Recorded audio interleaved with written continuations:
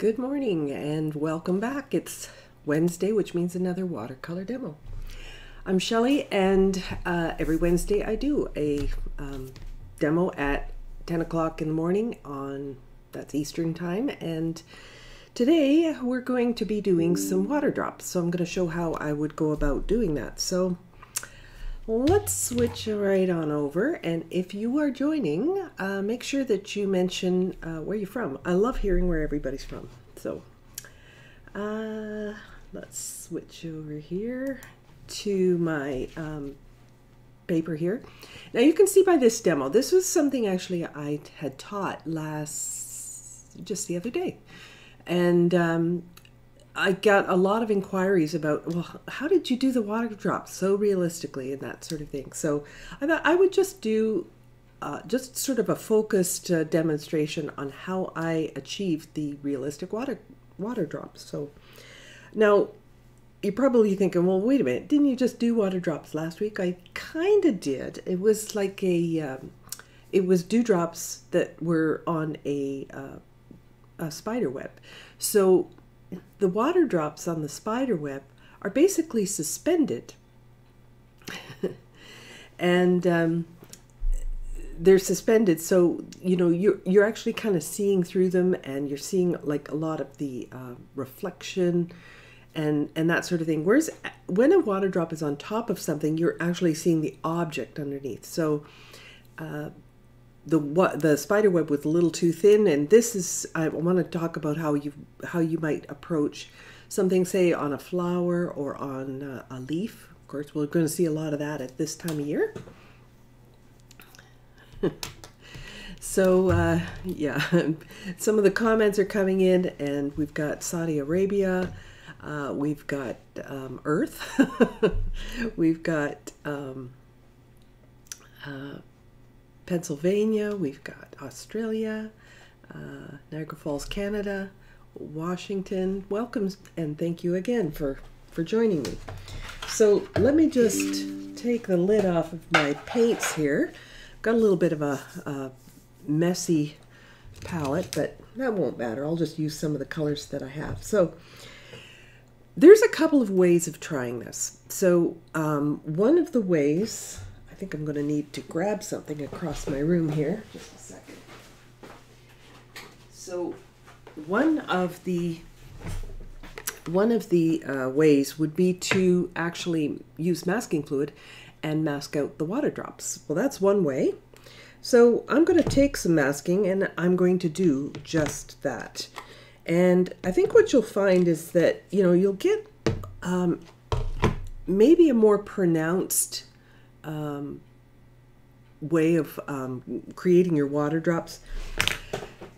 I still find that if I use masking fluid and mask off the entire water drop, that I end up having to mask again for some of the highlights when I go to actually paint it. So I'm just going to take a small masking brush here, and I'll put a little soap on my brush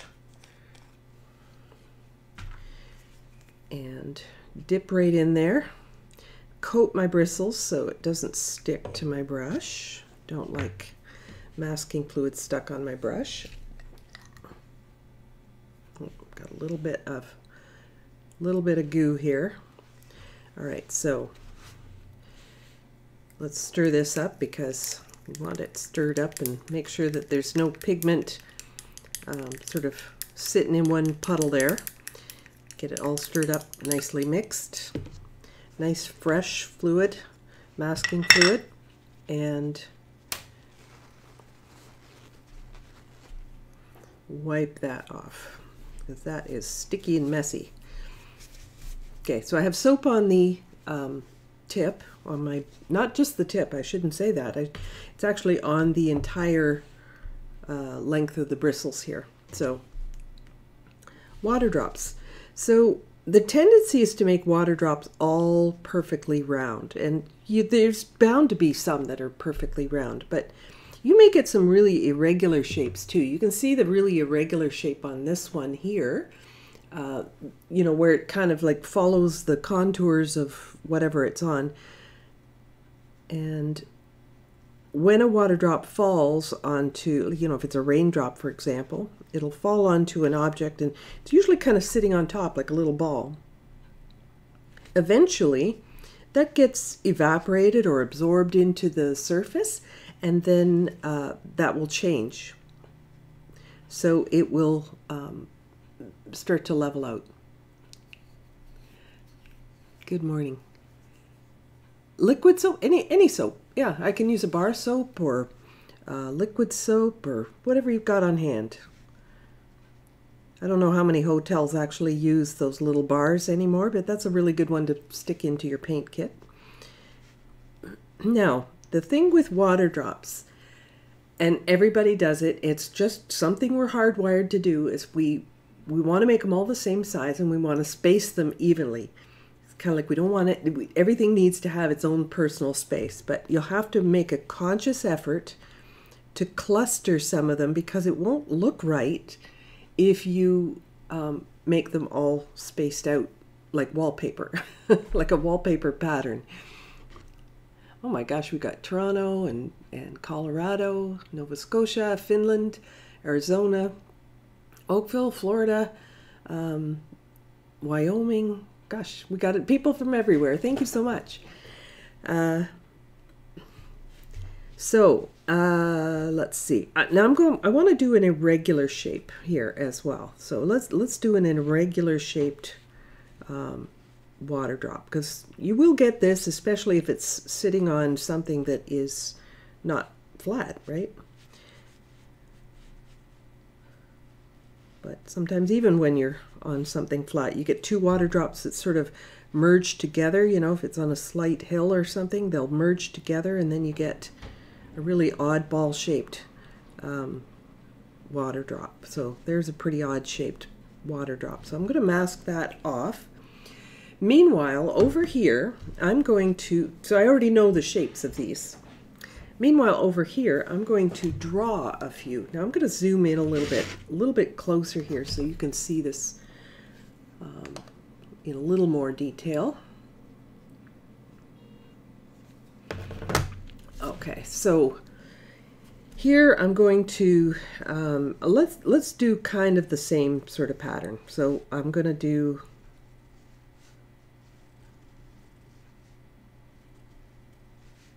maybe a little bitty one, and then a really oddball shaped one, something like this. All right, so here, in this case, I've got generally the same configuration. When you see a highlight on a water drop, especially if the sun is out, which is, of course, when you're going to see water drops mostly. And I'm going to assume that the light source is coming from this direction. So I'm going to place a highlight where the sun would be. This is a reflection of the sun on the water drop right here at maybe the 10 o'clock position. Now, the smaller the water drop, the smaller the highlight will be. And then when we get to the irregular shape, well, all bets are off. It kind of goes in a really weird pattern, but still on that sort of upper left side. So because the droplet is kind of stretched out, you're getting a little bit more of an irregular type of highlight. All right, so now we have to let that dry, but meanwhile, I want to, and I can't really blow dry masking fluid to dry it, because if you blow dry masking fluid, you can bake it onto your paper. It's best to let masking fluid dry by itself. So while that's drying, I'm going to show you how I might go about lifting out a little bit, because there's a little bit of a soft highlight. You see on the bottom of each of these water droplets that there's a very soft highlight. So one of the things that I can do is to, let's say it's a red leaf, all right? So I'm going to come in here and I'm going to paint in a block just an area like this. This could be a leaf.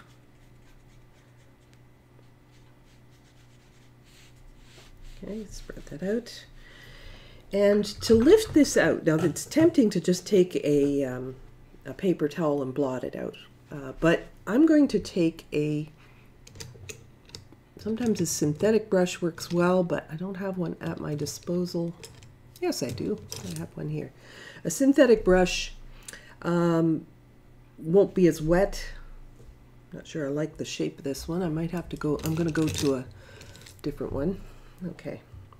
So I'm going to rinse and blot this brush. It's stained. It doesn't have paint in it. It just is that color because it's stained. It's just a regular, it's a white nylon brush. So nothing fancy. So probably something you already have is fine. So at the bottom of the water drop, we need to lift out a highlight, but I want some of this to have a bright highlight, like what I've masked off here, and the other part is the soft highlight. So I'm going to start by, and I'm going to do a larger water drop here just to show a little more easily. And I'm going to have my paper towel handy and blot. And when I first try to lift a little bit of color, not much happens. I don't see too much. But I stick with it and I keep lifting off, and I can get a lighter section. And this paint is a little bit wet right now, so it if it's really wet, it's just going to fill back in, and if it's damp, I can pull it off. If it's too dry, I can't do anything with it. But make sure that the brush you've got is only damp. It's not really wet, because if it's really wet, all you're going to do is make a blossom or a run back or a bloom, whatever you want to call it. It's that ugly mark that happens when you use a very wet brush on damp paper. So now it's just getting to the magic moment where it's lifting out really nice. If I have a lot of water drops to do, I got to work fast. So this is just the right moment, and I'm going to lift out what I can, and it's going to make this just kind of a soft, gentle highlight. Lift it out and lift it out and lift it out, and sometimes I have to keep wiping it off. You can see what's coming off here, what I'm picking up, and I'm lifting out, especially at the lowest part of the water drop. Okay, so you can see that sort of it's getting to the point where it's like just at the right moment. Often people will ask, like, how do you know what the right time is? Well, sometimes I don't, and I just start early, and if I just keep at it, the right time will come to me. So I lift. Now it's lifting very nicely. There we go. Right, but I do need to work quick, so I'll just do 3 water drops there.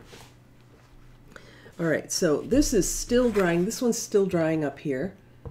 This is another reason that I don't really prefer to mask off all of my water drops.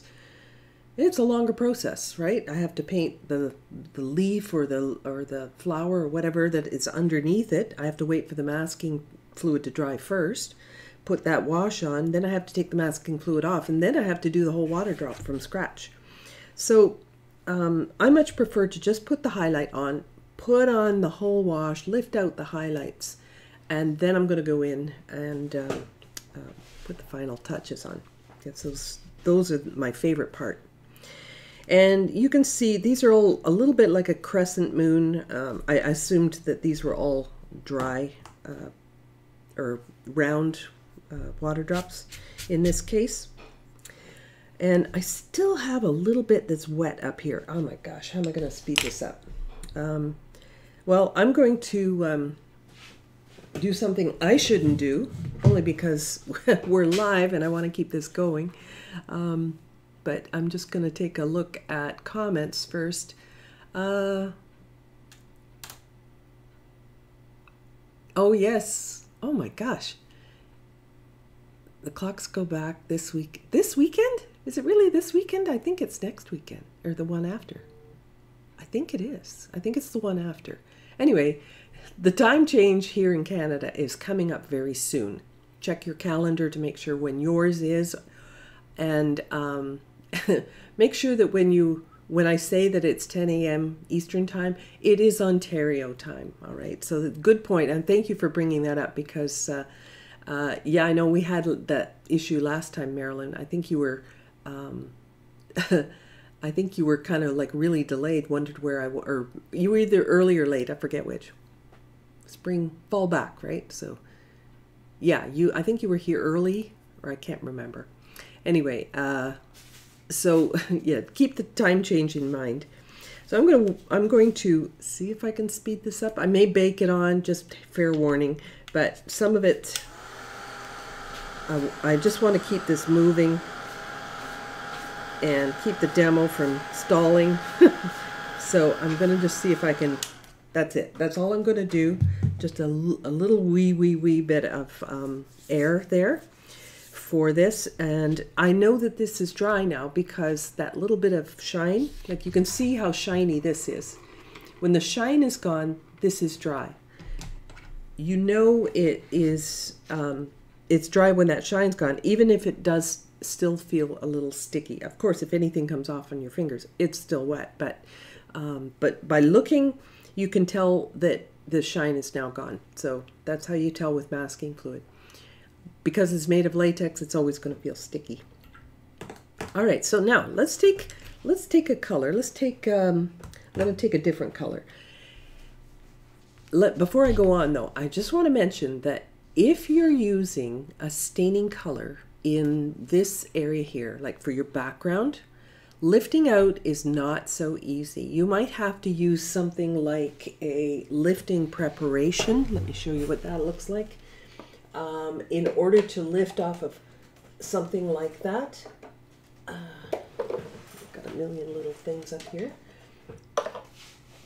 But lifting preparation is something that you can add to either your paint or your surface in order to make it a little less absorbent, and that way the paint will sit on top a little bit more, which will in turn prevent the staining color from staining your paper. Also, it will allow it to lift a little more easily.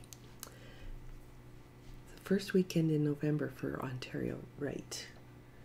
Oh my gosh, is that this? No, that's not this weekend. Okay, phew. I thought I was messing up there. Anyway, so this is what lifting preparation looks like. This one's Winsor & Newton. I suppose most of the other paint companies make something similar.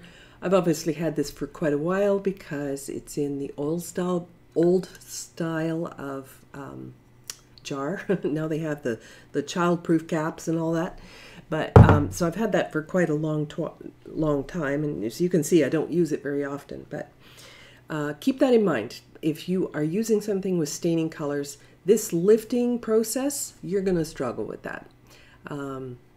So just something to keep in mind. Pressure, mix of paint, angle of brush, etc., like the one you did on the edges.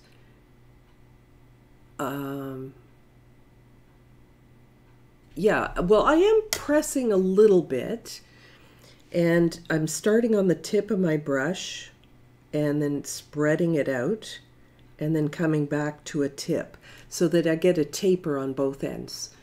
And that is while I'm lifting out some of that color. So I hope that answers your question. My brush angle, I'm pretty much holding it like a pen, but I'm just starting on the tip of the bristles, pressing down a little bit more in the bottom of the water drop, and then lifting back to the point of my brush. So a synthetic brush is really good for this because it will spring back. And if you're using something like a really soft brush that sort of flops a little bit, that first of all, you can't press enough, and secondly, it may not bounce back to the same point once you've spread it out. So I hope that answers that question. And we can come up here now, and I want to put in a wash of a color. So if I used a phthalo blue, this would be very hard to lift. Phthalo blues are very staining colors, and you know, that's when I would use that lifting preparation in that case. So let me pick a color. Let's assume it's a fall leaf. I'm going to use one of my favorites, Quin Gold. We use Quin Gold here. I don't want to use anything too light, because if I go too light, it's really hard to show the water drop. It will show up better on a darker color. So mainly because the highlights show up better. So actually, why don't I just use a combination of colors here? Leaves often sort of transition, right? So let's have some little spots or something on this leaf. There we go. So we might have some colors like that. This one I can't do anything with because I'm waiting for that to dry still. But I have some wet color down here. Let me make this a little bigger. Oh, I got some orange in there. That's okay. I like that. Everything is the same consistency. So if you're putting down a wash, it really helps to have your paint the same consistency. Don't go in with your brush loaded up with a really watery paint when what's on the paper is kind of starting to dry, or it might be losing its shine or something like that. You want the brush and the paper to be the same consistency. That's when they will melt together really nicely, and you can prevent those blossoms and things like that. So rinse that out. Take a sip of coffee because I have to wait for just a minute before I jump right in trying to lift color. I know it'll just fill right in.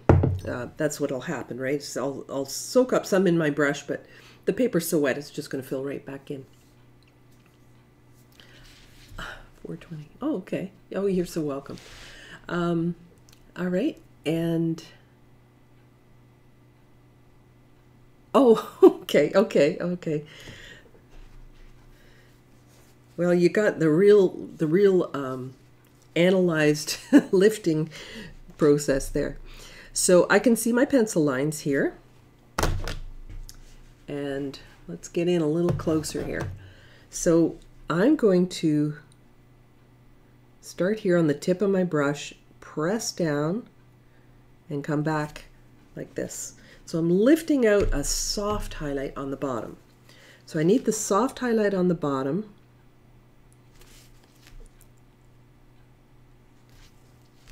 And I need to do each drop, even this little guy. Which, you know, you can only get so detailed there, right? Obviously, it's too small.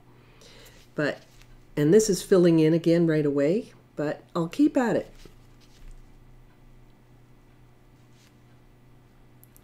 And this really weird shaped one, I'm going to lift out this highlight right along this bottom. And this is keeping the bottom of the water drop lighter than the area outside or at the top of the water drop. Now, I have to keep wiping this off because if I just go back, because I was starting to do that, just repeat my step, I'm just putting the paint back on the paper. So I have to keep blotting my brush, and I can rinse it once in a while, make sure I get sort of the excess out. And I find that rinsing and blotting my brush really can help.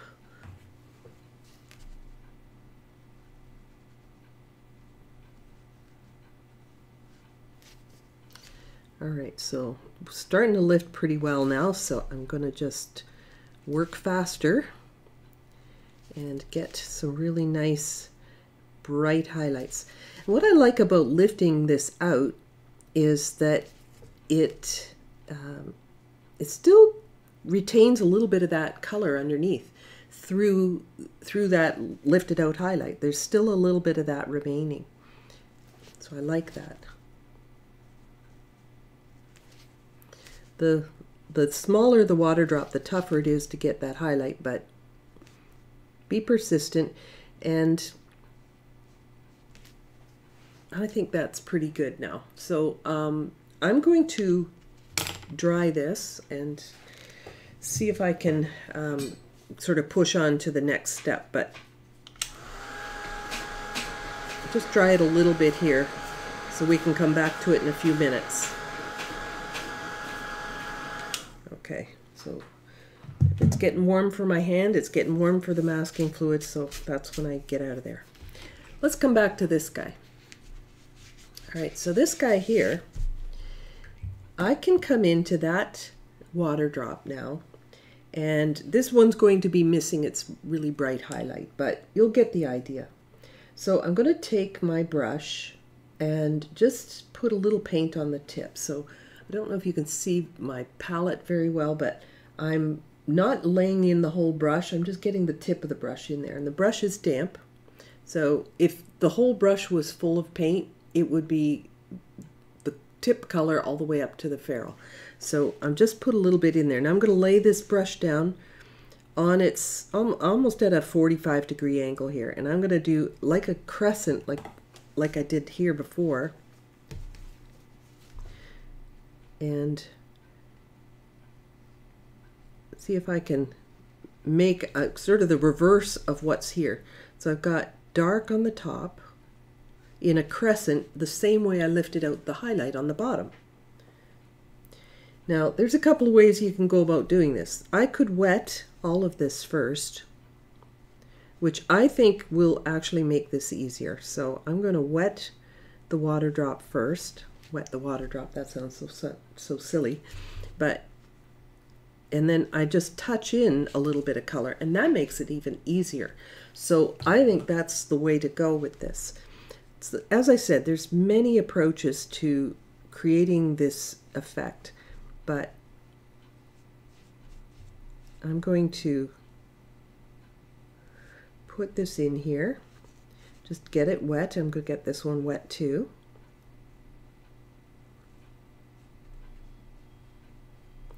And I will go into the top of every one of these water drops and put a little extra color right at the top.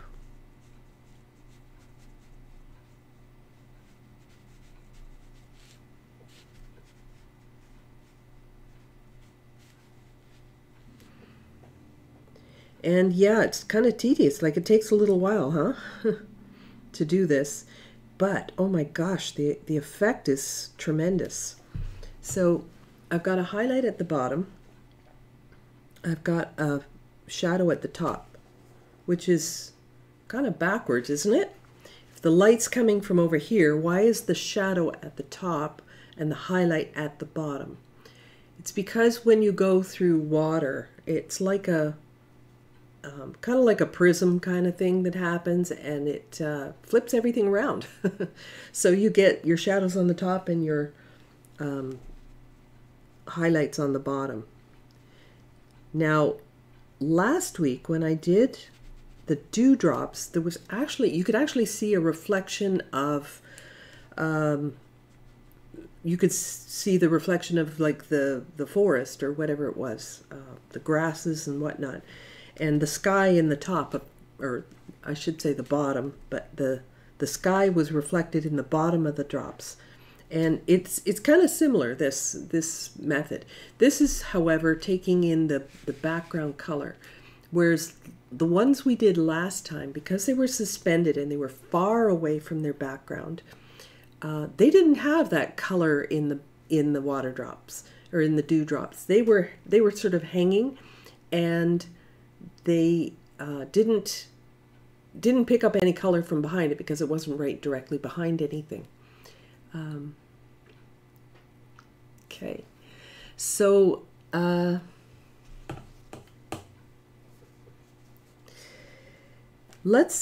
would come in to do the shadow underneath this, except I can't. I'm going to have to wait for this to dry. So I could speed it up a little bit with this.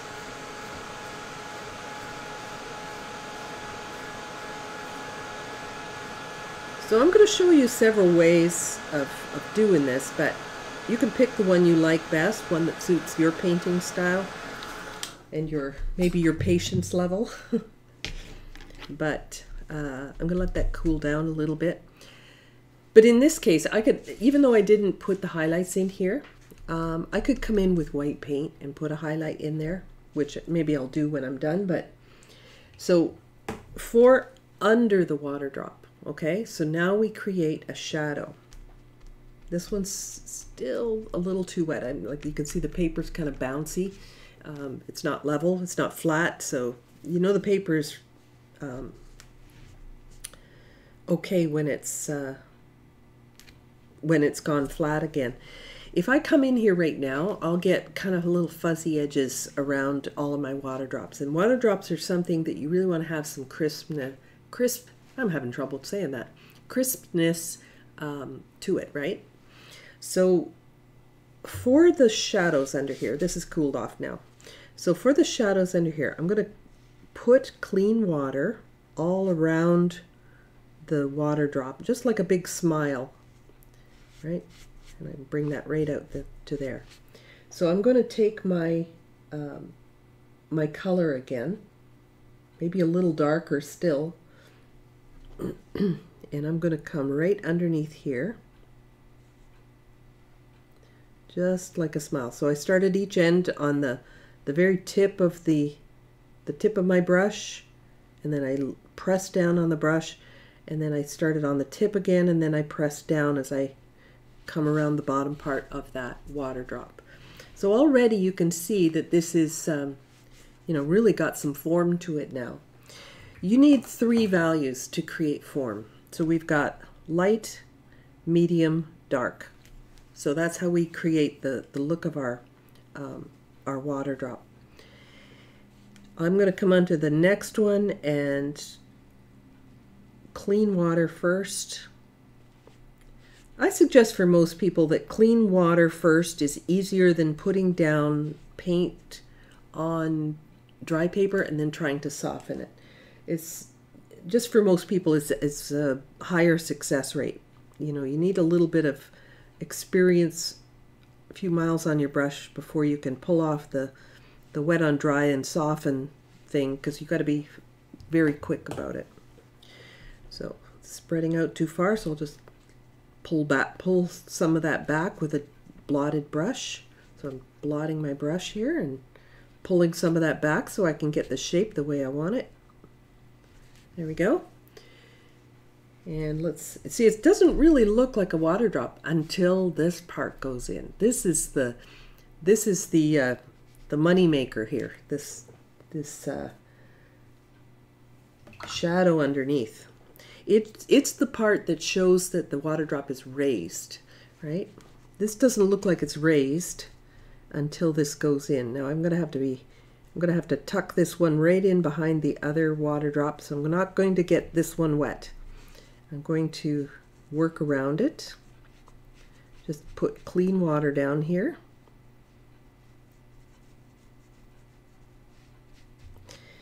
And I'm going to come right underneath here.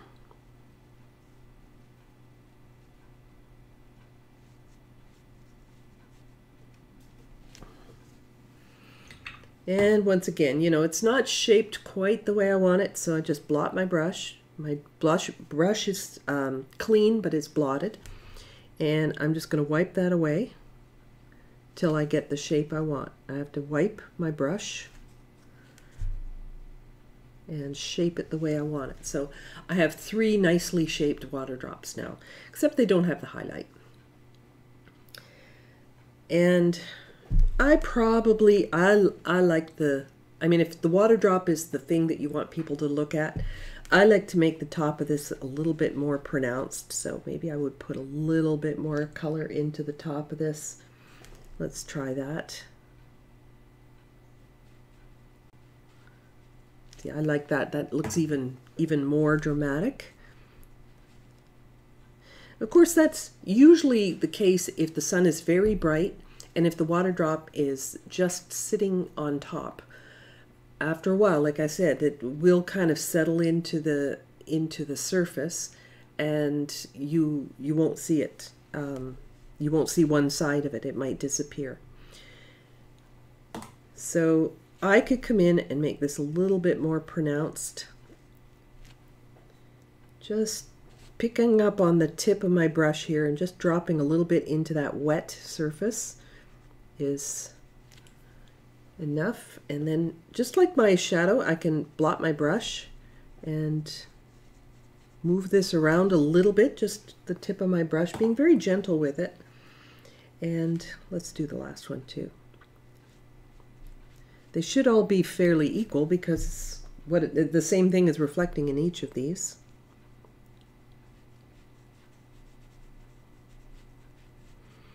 All right, so a little bit in there, and let's give that a dry.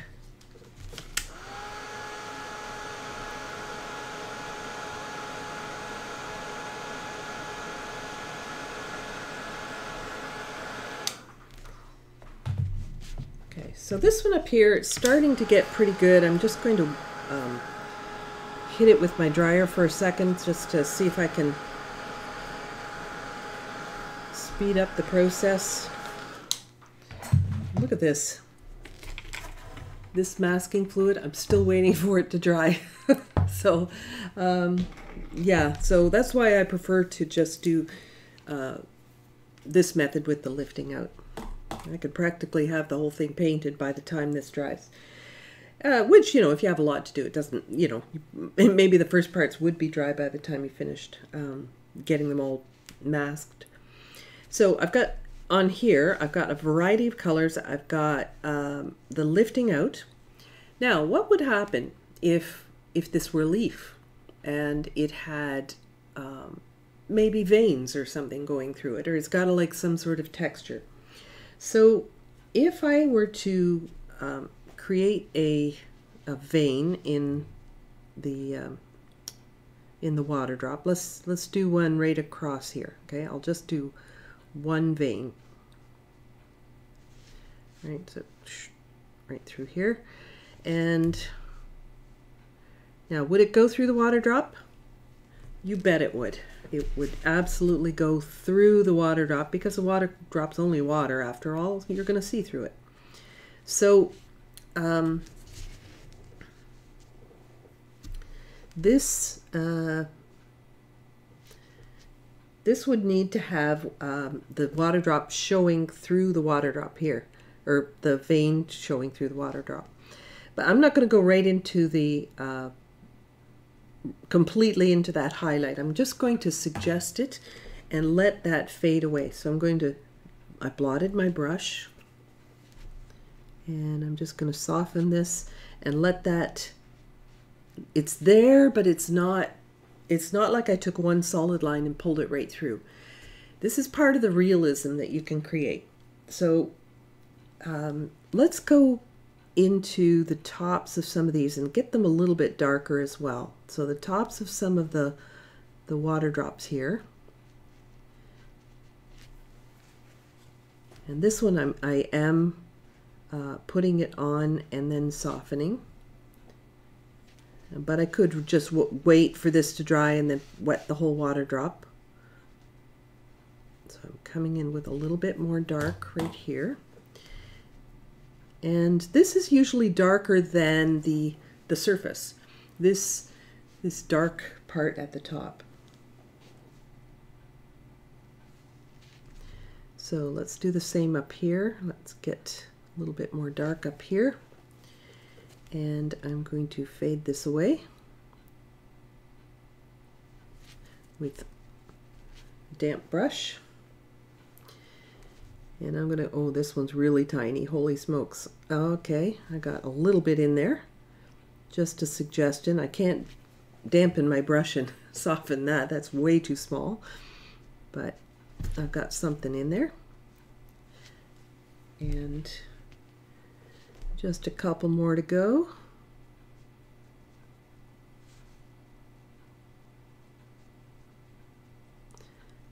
Now I could get into the whole, how do you make a vein in a leaf, but that's a whole other scenario. That's a whole other demo. Okay, so I won't get too much into that, but you get the idea of the vein coming through here. All right, so we've got highlights on the water drop. we have the dark at the top of the water drop, but the one thing we're missing right now is this darker shadow underneath. So I'm going to dry this again. You wouldn't have to do this much drying because you'd probably have way more water drops, and by the time you got to your other water drops, you'd be able to come up to the first ones to do this step. But and you also wouldn't be doing it live for people. So I'm going to come in now. Again, it's with a darker version of whatever is underneath the water drop. So if this were a pink flower, for example, I'd be doing all of this in pinks. Or if if I had some on one leaf and the leaf is red and then the next leaf is green, the green water drops would be green, or on the green leaf they'd be green water drops. On the red leaf they'd be red water drops. Say that 10 times fast. So I am going to darken this one a little bit, just because I think it could use a little bit more darkening. Meanwhile, I'm going to go underneath my water drops and create that beautiful shadow. That's too much water I just put down there, so I'm going to soak some of it up again. If it's too wet, you won't have the control you're looking for, especially in these small, water drops are small, let's face it, right? They're really small. And then if it's damp, you'll have a little more control. So coming underneath the water drop now. It's always going to be darkest right close to the water drop. Sometimes you will get almost a sunbeam that comes through. So you'll get kind of a highlight even in the shadow. I won't get into that today, but it would just mean a bit of lifting from the shadow as well. So let's take a little more color here.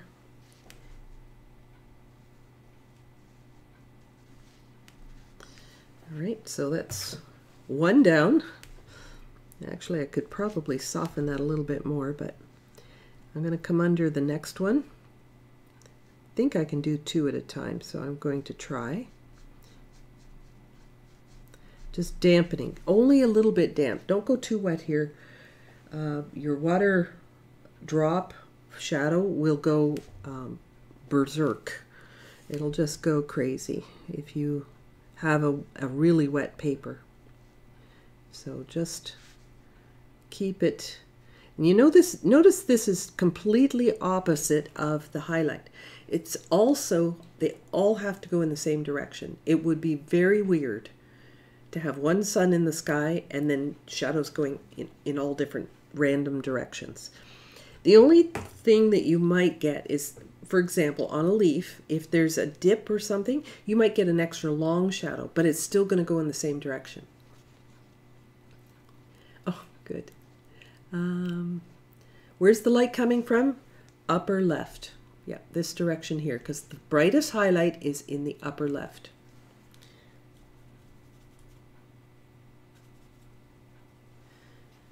So, taking my brush here and making that little smile underneath my water drops. And once again, I'm going to wet an area with clean water. Now, occasionally you're going to get a sun that is so strong that you're going to get a very crisp shadow. So this whole wetting thing really wouldn't be necessary.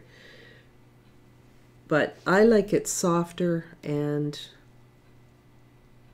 I don't know, there's something about it being softer I like. I don't like to have so many hard edges all together. It just kind of makes it a little bit too harsh. So I like my shadows a little bit more softened. And some of these could be softened a little bit more. That means just blot this brush and gently blend that. As long as you do it while it's wet, you can do amazing things with watercolor control.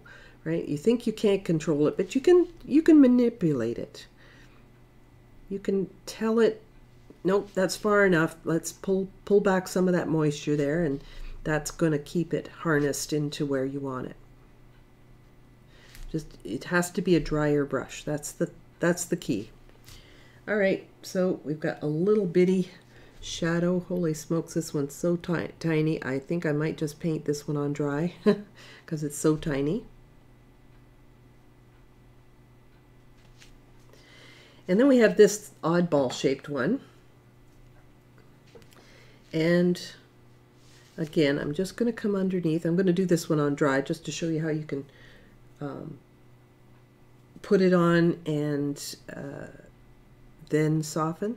So I'm coming in with wet color.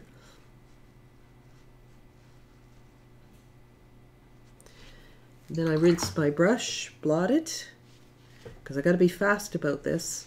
And I'm just tickling that lower edge. See how I'm holding my brush at 45 degrees? So I'm laying the brush on the paper in front of that shadow, and I can soften it as I go. So both ways work. You know, you can take the one you like the best. Meanwhile, let's come back to these water drops, and I'm going to take something I don't use too often, but I can take some white paint because I didn't take the time to mask this, but I can go. This is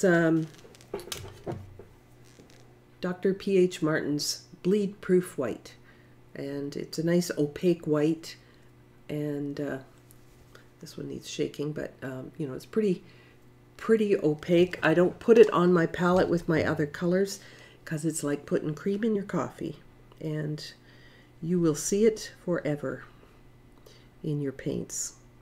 All right, so if the sun's at 10 o'clock, that's where this is going. If this were, for example, a water drop, maybe it was water on your kitchen counter, and your kitchen counter is this color, what you might see in this reflection could possibly be the window. So it might actually have a shape more like a window. So let's assume this is a window. So it's got panes and things like that. So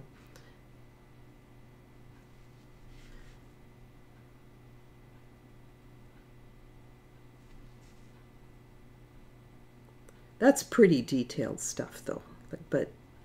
But on most water drops you're going to see are going to be outdoors. Most, not all, but most. But you might actually get the reflection of a window, and that's what you would do. Is you would have that's the light source, is the window, so you would have that. Let's now remove our masking on our other water drops. I'm thinking these ones I'd like to see a little bit darker. I love that these are very stark, but I'm going to take the masking fluid off first and see what's remaining. Maybe I am bright enough, and I'm not sure. Some of that was a little wet. Should have dried it a little bit more.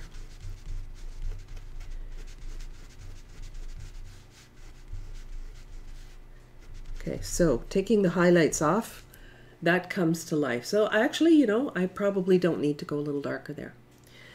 And this one's finally dry. So this one, I could now come in, and you know, that's fine if you prefer to mask off the whole drop and then there's no worrying about things, that's fine. But don't forget, when the masking comes off, you have to paint back into those water drops. Here's why I don't like doing the whole water drop first. When you pull off masking fluid, the masking fluid kind of bonds with the paper, obviously, and then you use something like this to remove it, and that further roughens up your paper a little bit. Now you're going to be painting into a very small space with a really small brush, and the paper's not that smooth. So it's more challenging to create a softer looking, like a smoother looking drop like this. So that's why I don't like this method. But I will show you that you can put put the color on, let's choose a different color. Let's choose, yeah, we don't have a blue leaf, but let's go with a green leaf, okay? We'll go with a green leaf. So I'll just use something very uncreative. I will just use some sap green. So sap green. Now, if you've mixed a color here, you need to keep some of that because you're going to need it for your water drops. Or something close to it anyway. So this one,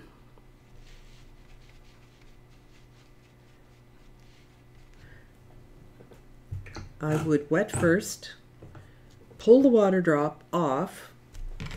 Now this is going to take far too long for that to dry, so I'm not going to do that. I'm going to just repaint and leave one water drop.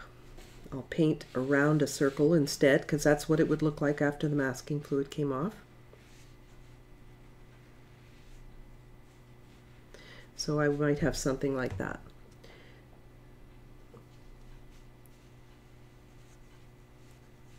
Trying to get it round. I'll do two. They don't even have to be perfectly round, which is great, right? You think they have to be round, but they don't.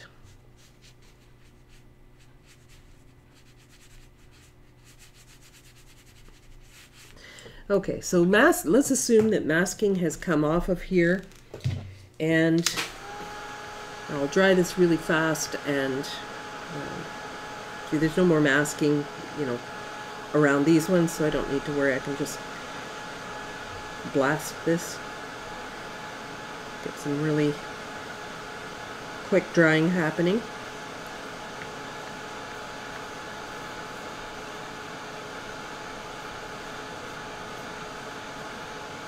I would not recommend trying to put a wash around water drops.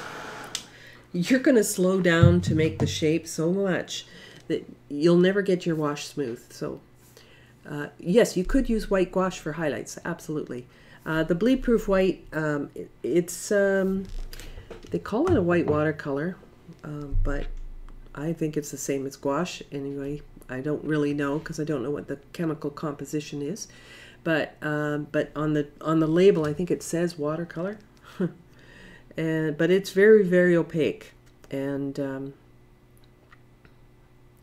says it covers dye colors and markers and all that. So it says stir well before using opaque watercolor. That's what it says. So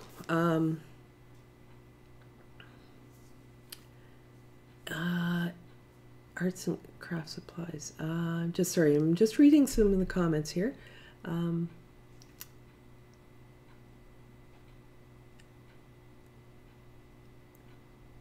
Yeah, I'm guessing you're responding to something somebody else asked about. So I just want to make sure I didn't miss anything. But I do have on my website, my website's right here. I have a page called materials. So I have listed most of the materials that I use on a regular basis. I mean, there's obviously other things I use occasionally, but the things I use most often are on a materials list. And I've also put down some suppliers as well in Canada and the US. I think I might have one in the UK. I'm not that familiar with the ones in the UK, but if you know of some other great suppliers of art materials, let me know, and I will add that to the materials list, because it's very nice to have a sources, right, for where to buy things, because if you since COVID, supply is often a problem, right, for a lot of the art stores as well as everybody else, and so sometimes getting the materials you want is tricky, and so it's nice to have alternatives to your favorite local store or something like that you can rely on, that might carry something you have that you need, I should say. So in this case, we've got, when this masking fluid can come off when it's dry enough, I would be able to start this. Now if I wanted to paint this and not use any more masking fluid, I would have to paint around it, and I would have to use basically the same color, but I need to make sure that's a pretty dark green there. So I'm going to darken up my green. I'm going to have some little Payne's gray mixed and ready to darken up my green here so I can get a little bit darker green. And I'm going to go along the top, but I'm going to paint around a highlight. Ha ha ha. So there we go. We're going to go paint around a highlight. We're going to leave a little hole, just a little mark of white in this area here. Now I don't have to lift out a highlight on the bottom, do I? So what I'm going to do next is I'm going to go into just my green, and I will put green under there. Now I want to make sure that these two paints are the same consistency. And now, and you see how I'm starting to make that crescent? Now I'm painting with water and a blotted brush. So I'm going to start at the bottom, because if I start here, it's just going to immediately get down to the bottom. So I'm going to start clean water at the bottom, and just as I touch this, you'll see it'll soften. See, I only let the tip of my brush touch that paint, and it just sort of eases its own way down. I don't have to pull it down. I don't have to take the paint and brush it down. My brush isn't doing the work, the water is. So I can create, probably made that a little darker than necessary, but it gets the point across anyway. You have 3 values. So next one, it's an irregular shape, a little not quite so round, although I probably could adapt this shape and change it a little bit. Since I am going in with a darker color, I could actually change that. But so I've put the dark green down, put the next green, the background color green, but I'll make sure that this isn't really, really wet. This is going to be the same consistency or the same wetness as the previous color. And if it's not, I blot my brush. If you go in too wet, you just push the other color away, and I don't want to do that.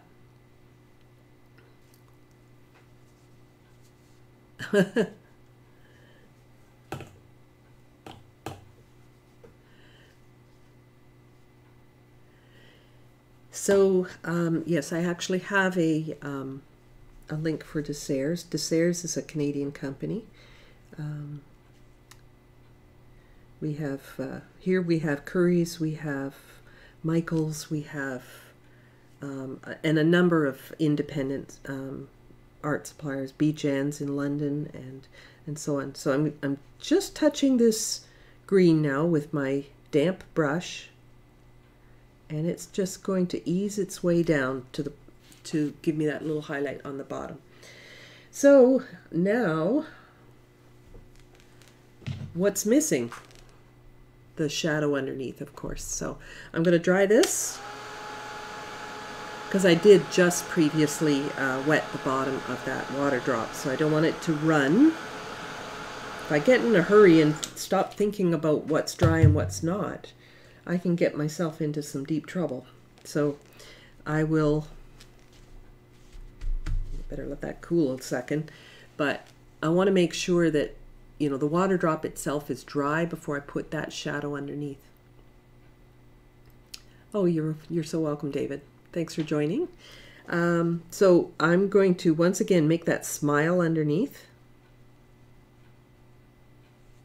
And maybe this one I won't soften. I'll just do this one as a hard shadow, just so you can see sort of the difference between using a hard shadow and a soft shadow.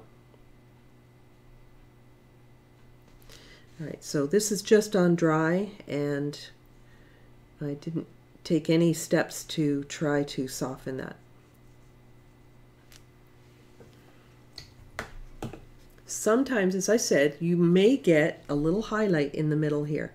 So if that's the case, I would take my brush and lift out a little bit of a sort of a flare. Let's call it a flare in the reflection. And I mean, that's really getting into another level of realism, right? Just that little extra refracted light that comes through. It's kind of like this bright highlight has come right through the water drop, right through to the shadow. So I can lift out. Of course, there's a little Payne's gray in there, so it is staining, but I can make it lighter. And I can make a little tiny highlight. So anyway, you will often see this as well, especially if the sun is extra bright. Okay. Oh, that's great. You guys are giving me some other supplier suggestions, and I will. Now, when you say Crazy Joe's, you mean Cheap Joe's, correct? Right? Or is Crazy Joe's a different? I don't know, because I am not in the U.S., but I'm guessing you're meaning Cheap Joe's, and I do have him listed. Opus Art Supplies in British Columbia. Okay, that's good to know. All right, so I will go back through all of these comments and pick out all of those and see if I can look them up and add their links as well to my materials list, because it's always helpful. And I'm still waiting for this one to dry. So you can see why this isn't my favorite method. And I do see people doing it this way, but you know, I prefer this method, like one of these methods. Either mask off the highlights or add them in with white, or in this case I was just replicating what happened over here, but I wouldn't recommend trying to paint around water drops. Not if you're trying to do a nice smooth wash. But in any case, if you have any kind of a texture, remember that's going to show up through the water drop, but maybe not right edge to edge. It'll probably be through the middle of the water drop that you're going to see a little bit of detail there. So if this were a vein, and of course there's definitely more I would need to do to a vein to make it look more real. You can see this one looks like it's actually raised a little bit. So there's another process for that, but yeah, that pretty much covers the water drops. So these ones look like they're shiny, but these ones on dark looks even shinier. So keep that in mind too. If you're doing something really light, like I actually had to darken up my leaf to make these ones stand out a little bit more. And I had to exaggerate my darks and lights somewhat in order to make that sort of pop a little bit more too. Anyway, so hope that helps, and I hope you have fun painting water drops.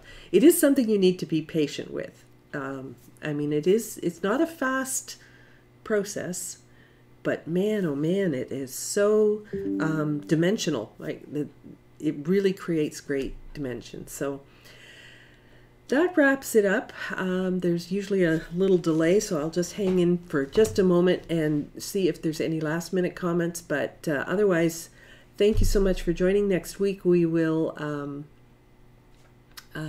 I don't know what I'm doing next week, so we'll have to tune in and find out. So, all right, so that's me for today. See you next week. Bye.